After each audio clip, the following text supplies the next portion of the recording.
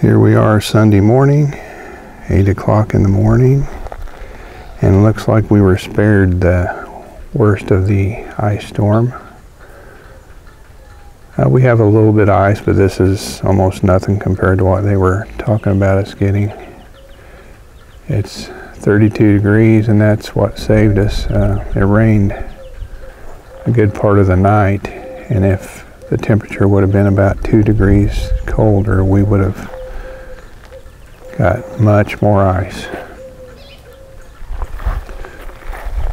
But this is what we have here. Not very much, just a thin coating.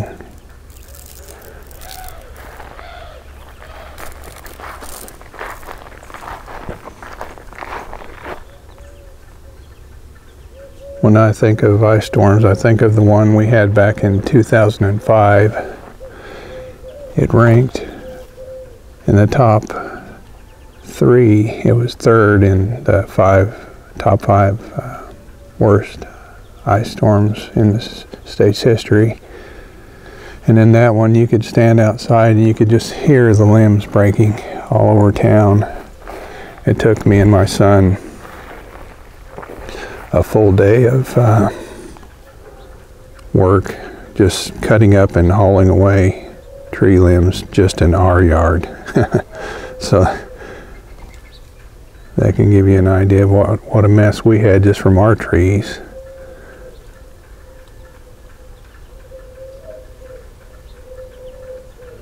There's a Eurasian collared dove there.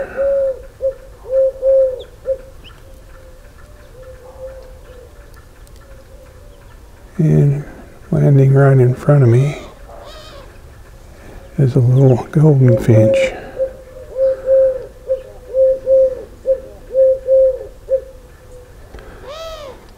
But anyway, I just wanted to give everyone an update. Let you know that we're all right. It'll be starting to melt here soon, so this ice storm was a fail as far as their predictions in our area.